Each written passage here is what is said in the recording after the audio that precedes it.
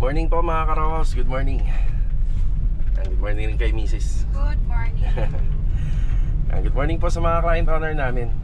Bale ito mga karos, project update tayo ngayong araw po ng Miyerkules, September 17. Ayan, bali nakatutok pa rin po tayo dito sa project natin sa Phase 5. Yan, mga ilang linggo na lang matatapos na natin to. Magpipick up po tayo ng stainless smoke gutter na ilalagay po natin sa back area ng second floor. So magagaling yung materyales dito kay CMT Metal Roofing. Tapos yung mga pinurchase po natin kahapon, unti-unti na po natin dadalhin doon ngayon. Mga karos, project update na rin po tayo sa ibang mga ongoing project. So yung lagay ng weather natin, lagi ko naman sinasabi, simula nung pumasok tong September, maaraw sa umaga or di naman kaya ganito. So samahan niyo po muli kami ngayong araw po ng Miyerkules. Enjoy watching po. Yan na. Let's go. Tara. Nandito tayo sa Phase 5 Lumina Homes. Good morning kay Sir Jason tsaka kay Ma'am Krishna. Yan na. Si Master Jojo. Good morning Master Jo. Good morning. Very good morning. Morning, boss. Ayan. Bali ang priority natin dito more on finishing installation. Yan, light and fixtures materials. Tapos itong sa TV console, ito yung pinapa-priority natin dahil meron na po tayong UV board. So sa content natin kahapon, bumili tayo ng UV board. Isa yan sa mga materials ngayon na nakakapagpaganda po ng bahay. Pwede po siya sa wall cladding, pwede po siya sa TV console area, pwede rin po siya sa mga dingding, sa mga partition or sa rooms. Yan, pwede rin po siya. So ito yung UV board natin. Ayan, nakapatalikod lang. Ang purpose ko kasi mailagay na po yung wall fluted panel UV board dito para mabawas-bawasan po yung mga materials natin. Yan, tapos si Kuya Philip, si Kuya Dindo, wala po muna sila rito, hindi muna sila gagawa kasi magsisiksika na. Tapos ito naman, habang nandito yung scaffolding natin, pinapa-priority ko na po yan. Yan, nabubulok na gutter na yan. Yan, nagkasundo kami ni Sir na papalitan daw po. Yan muna yung priority. Bali, ito muna yung priority natin. Pag natapos yan, saka ipagpapatuloy yung exterior paint. Then after ng exterior paint, yung canopy rito, yung pinakabubong, paabutin ko kasi yan hanggang kalahati. So yun po yung susunod natin ipagagawa. Yan yung pintor natin na si Kuya Rigor. Yan, nandito muna siya. Silang dalawa ni Master Jojo. Tapos kapag nabili po natin yung gutter, nakuha natin ngayong umaga, yan, papupuntahin naman natin yung mga installer natin. So sana yung weather natin, yan, ganyan muna kahit hanggang hanggang maghapon. Yan, para makabawi-bawi naman po. So yung mga kalatan nandito, last prior na po natin yan, yung mga panambak. Okay, nandito tayo sa Phase 4. Good morning sa client owner namin dito. Ricky, good morning Ricky. Good morning. Saka kay Tamtam, good morning. Okay, bali itong area na to kahapon nakikita natin medyo maraming nakalagay na materyales. Yung mga nakasako na buhangin, yan naman muna yung priority nila na unang uubusin. Yan, pinatanggal na natin dito. Tapos meron tayong paparating dito na buhangin, pamporma, yung hollow board na binanggit ko kahapon. Tapos iba pang mga materyales na makakatulong rito sa trabaho natin. So tinuro na natin, bali dito banda sa gilid. So ano lang po ang gusto ni ma'am dito, pintuan, pero wala na po siyang bintana. Tapos ito CHB laying na paikot. Hakot pa ng baka madagdagan pa to mga karos. Kung hindi muna natin to patatanggal, baka madagdagan pa yan dyan. So ito na muna yung update natin. So CHB laying muna. Tapos pag dumating yung mga pamorma, saka natin nakasikasuhin to. Dadala tayo ng Coco Lumber dito sa project natin dito. Yan. Ay. Malinis dito. Kinayod nyo, no? Oo. Oo nga, ito. Ganda yan. Kinayod. Yan. So, ano natin dito? Ang priority pag naplaringan to, gagaan-gaan yung trabaho. Maputik kasi. Dito naman po sa hollow blocks, marami pa naman. Yan. Clearing muna. Time check, 8:35. Saka na lang lalagyan, no, pag dumating na yung buhangin. Saka yung ganyan na muna kasi matatabunan ng truck yung ano eh, ng buhangin yung mga hollow blocks, kaya pinatanggal muna natin. Dito tayo sa 13, ayan sa CMT Metal Roofing. So ito na yung binili natin, tatlong gutter to. Pagdating doon sa back extension, meron siyang style and bend na design na ganito. Matibay po kasi yung ganyan. Tapos dito rin kakapit yung ating aluminum. Ayan, tile center naman tayo. Karagdagan tiles para doon sa project natin sa phase 3. Ayan, let's go.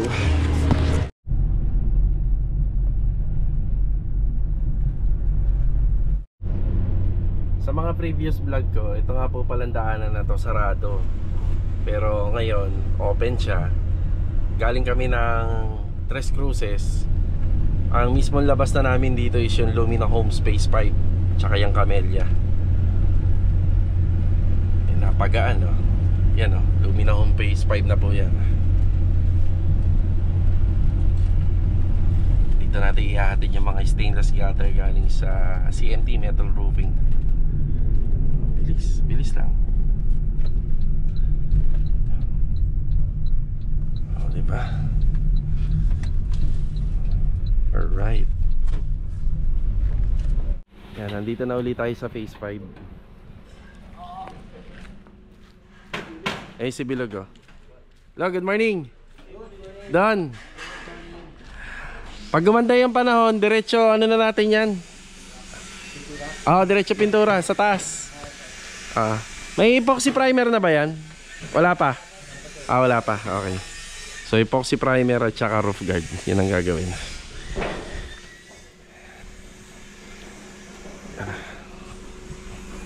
Babalikan natin to mamaya. Yan, may mga konting pagbabago lang dito kasi yun sa pin light. Mas maganda sana dito nakatutok yan eh. Yan dyan, tapos sa kabila. Hey Richard, good morning. Good morning.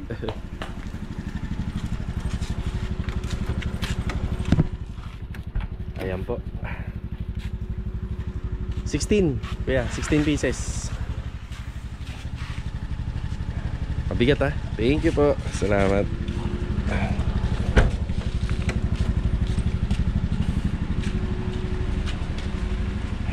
Ito na yung na-install ni Kuya Richard ng tiles.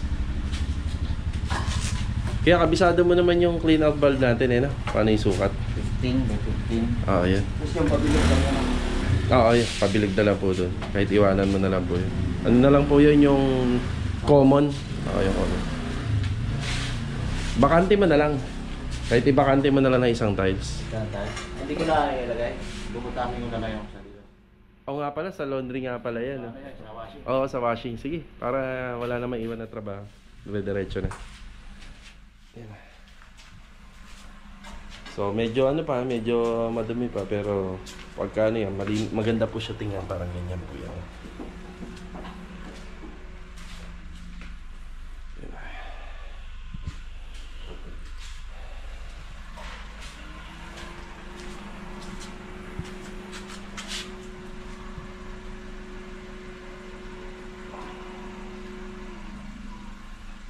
Dito lahat ng punta ng tubig sa floor drainage natin.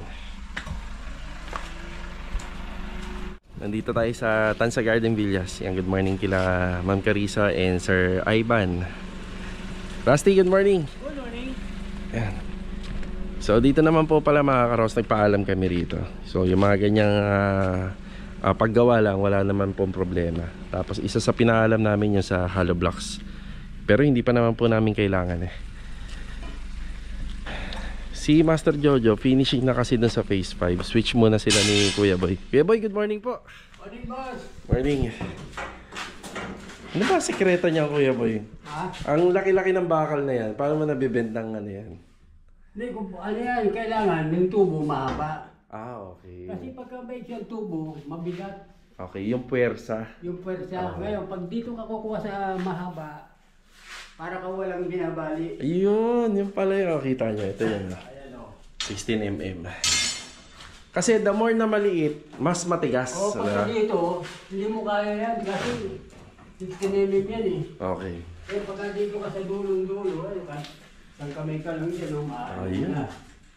Kaya lang conforme sa bakal, may malambot, may matigas. Kami, Pero ibalit. pero itong bakal natin matigas, kaya standard to. Maganda quality tigas. May nahalo rin minsan, nalilitaw. Yun oh. Ayos, yun pala yun. Marvin, good morning. Good morning. Sino kasama natin dito? Si Epoy. Poy, good morning, Poy. Good morning. Yan. Excavation pa rin. So, Miyerkules ngayon, baka usapan kasi namin Miyerkules yung buhos. Baka sa na to bukas. Baka pagbaba tayo ng parilya. Kasi nag-day off tayo nung Monday, nung birthday natin. Yan. Yan dahil araw-araw naman kasi talagang umuulan. Yan yung sitwasyon ng mga hukay, yung foundation. So ang problema namin nito, matrabaho naman tanggalin yung tubig. Dito gagana yung submersible pump. Yan, wala tayo nun. Pero hindi naman po kasi natin talaga lagi magagamit yun. Yung marami nagsasadya sa amin, submersible pump.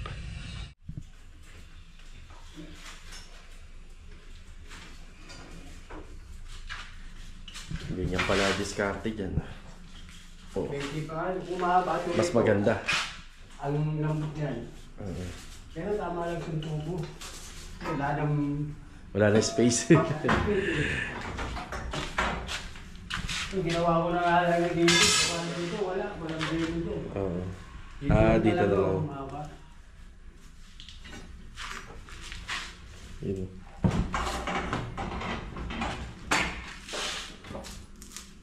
Kanya-kanya lang utak. Kanya-kanyang diskarte, no, kuya. Bumalik agad ako rito sa Phase 4 para syempre kompletuhin yung mga kailangan na manggagawa rito. Ito na yung ating buhangin. Yan, binayaran ko na rin yan. So dito sa area natin, pautay-utay lang kasi kita nyo naman masikip na. Yan, may dala muna tayong mga coco lumber. Kinuha ko yung mga hindi na masyado gagamitin doon sa sa Tansa Garden Villas, yung mga maiksi. Sa loob na lang siguro, Tam. Oo, mas maganda sa loob tayo. Yan. Yan. Ito pala yung hollow board, no? So ito na yung hollow board. Anong ginamit mong pang-cut dito? Alam mo yung cutting disc ng pambakal. Cutting disc. Pero nagdala naman ako ng circular eh.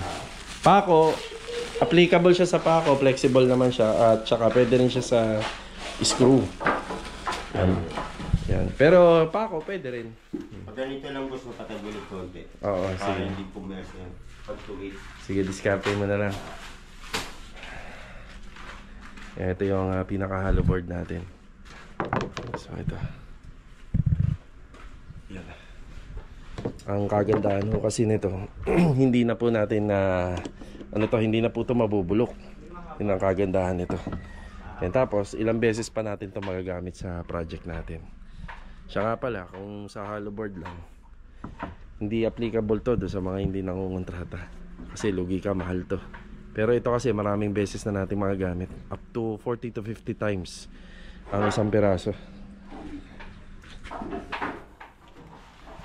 Yan. Bali, dalawa lang pala muna yung in-order natin. Yan, para matesting din natin yung quality. Yan, 2 piraso, 4x8. Yan.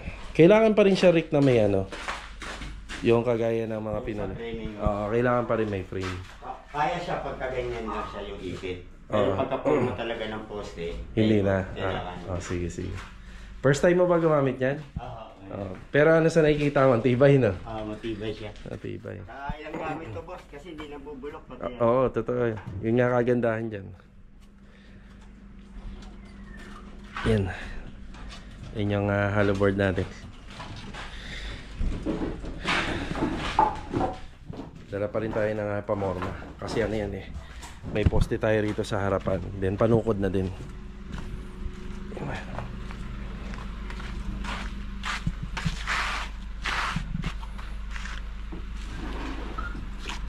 Rick, yung dito na lang ha. Pagkano may extra time? Sige. Okay na tayo rito. Bali bukas madadagdagan po sila rito. Kasi si Kuya Richard lang tatapusin lang yung mga installation ng tiles. Tapos sa graba, Siguro ito nakikita natin, baka mga 4 na ganito pa yan hanggang sa matapos, or 5 pa nga yata. Yan. Yan, huwag naman po muna sanang uulan.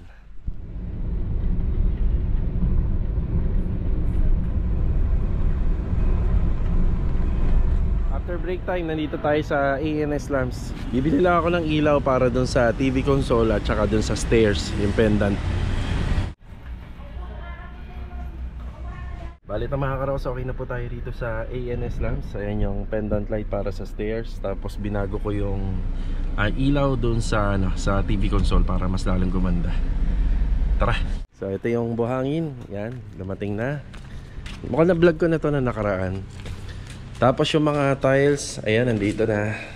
Meron tayo nakikita ang 60 by 120. Ito yung ikakabit na tiles para sa kitchen. Feeling ko sa kitchen counter natin baka magkulang pa to. Included na kasi rito yung sa risers. Tapos may tiles si client dito, 2 combination color to. May iba daw yung banda rito banda. Tapos the rest at saka doon sa dulo, yun ang isang color combination lang. Tapos ito naman yata yung napili nila. So glossy tiles to. Medyo dirty white po siya. Then may konting shade ng gray. 60 by 60. Yan para dito. So ito na tibag na or natanggal na yung mga existing tiles and mortars. Tapos halos kapantay niya na po yung flooring na ginawa natin sa back extension area. Tapos ito yung karagdagan na adhesive cement. Ayan, nandito. Ayan yung mga binayaran natin. So kanina na nandun tayo sa hardware, 7,500. Bali 2 cubic ng buhangin at 15 bag ng adhesive cement, ABC. Kay Sandy, good afternoon, at saka kay Kuya Doming. Ayan. Saka pala, ito yung pinagagawa natin kay Kuya Doming dito. Yan o. Yan. Pinaka-design. So pag tumingin ka kasi sa labas, may design na ganito. Yan na, bali pinagpatuloy yan dyan sa gilid. Ayan, mga palitada, header, halos okay na. Ba, malinis na pala rito. Pwede na tayo mag-schedule ng roofing renovation. Okay na kuya. Okay, bali ang pinag-uusapan namin dito yung tungkol sa mga opening ng window. Saka pala, kapag window jalousie, sliding window, so yung mga ganong klaseng bintana, meron tayong tinatawag na yung parang, kumbaga tawag dito yung stopper. Yung stopper. Hindi masyadong kita. Pero pagka ganyan may opening na window, mas maganda sana hindi siya pantay. Ayun kasi pantay pa. So maglalagay po tayo rito. Bali nakadrop siya. Ganito ang magiging itsura niyan. Yan o. Yan, medyo mas lubog tong bahagi na to. Ito naman medyo mas mataas. Ang pinaka-purpose po nito, kapag umulan, hindi na papasok ang tubig dito. Stop na po siya dito at hindi na po tatagos. So ayan po yung pinakamas magandang gagawin dyan. Yun din ang mga pinagagawa po natin sa kanila. Yan yung mga window na yung pwedeng buksan. Pero doon sa may mga canopy sa gilid, ayan, kahit na wala na pong ganyan, pero mas maganda pa rin meron para mas safe. Bali itong linggo na to, meron pa tayong paparating yung PVC panel. Bali ready naman na tong unit na to para sa installation ng tiles and installation po ng PVC panel. Tapos next week pupunta po rito si Sir Jojo Aragones. Yan, pupunta po rito. Bali mag-aano po siya, mag-inspect po rito kung paano po ikakabit yung natin, yung sa linya ng aircon, yung pinakabang niya. Ayun lang. Ayan, magbibigay lang tayo ng final update bago matapos yung vlog natin dito po sa Phase 5. Yan, ito nga po pala yung mga pinagagawa natin dito. Ito yung ating simpleng TV console. Kanina nung pumunta kami ng ANS Lamps, ito yung maliit na pin light na binili ko. So ito, bagay na bagay sa TV console, yung ganyang kaliit lang, lalo na kapag patay yung mga ilaw. Bali, sabay-sabay na sila ng pin light. Ang ginamit natin dito, wall-fluted panel na 4-in-1. Ito yung UV board na binili natin kahapon. Yan, wall-fluted panel 4-in-1. So ibig sabihin yung pinaka-groove niya 4, 1, 2, 3, 4. Yan, dugtong po yan, dalawang panel. Tapos may kasama na yan na 2 socket. Tapos yung abang ng internet sakaling magpapakabit sila. Yung pinaka-setup nito, hindi na po natin nilagyan ng cabinet.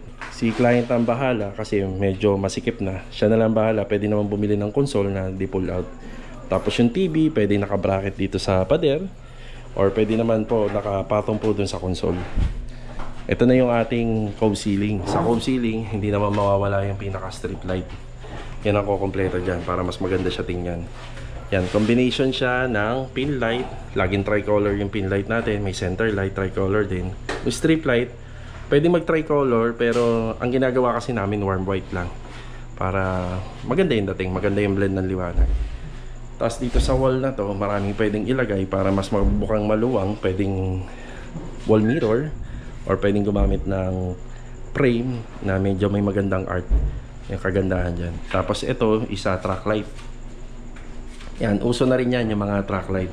Mas nagiging maganda ho kasi yung ceiling kapag track light yung ginagamit natin. Nagkakaroon siya ng ibang dating. Yan isa tricolor din. Bali, ito yung ating mga finishing carpentry. Unti-unting minamasilyahan yan. Yan, ano ba tawag dyan kuya? Duko, no? Duko. Yan. Tapos dito sa pader na to, mapapansin nyo, para siyang nagkaroon lalo ng buhay na nailagay na yung track light. Kasi yun yung inaninagan niya eh. Tapos dito naman banda, maglalagay pa tayo ng design.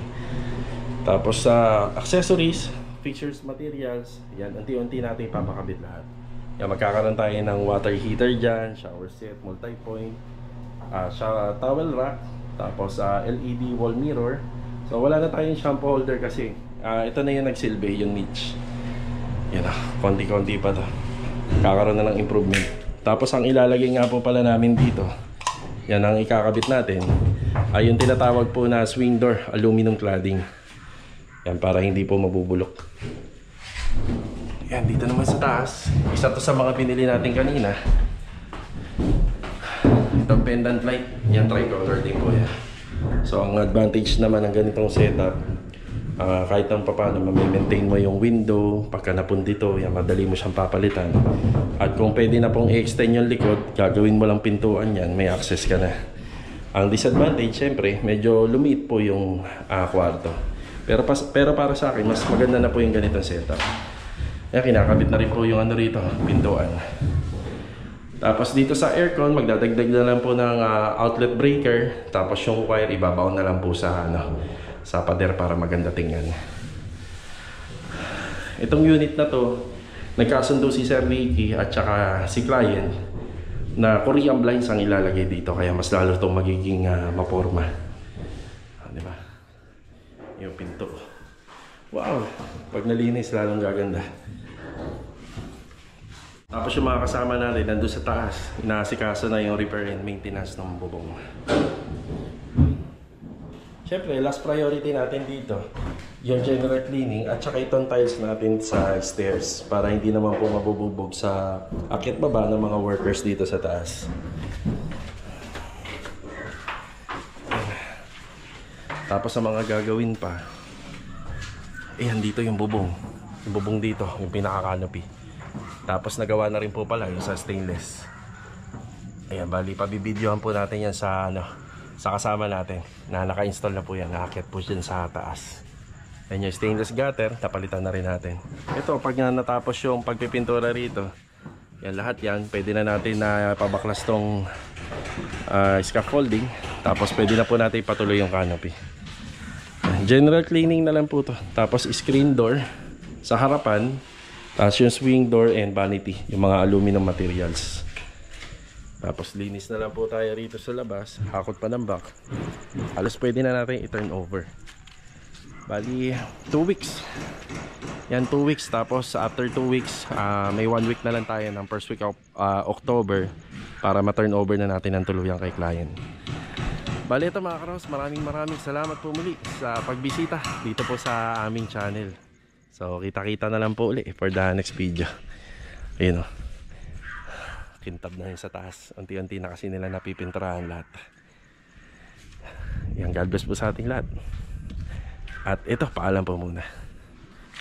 Let's go. Tara.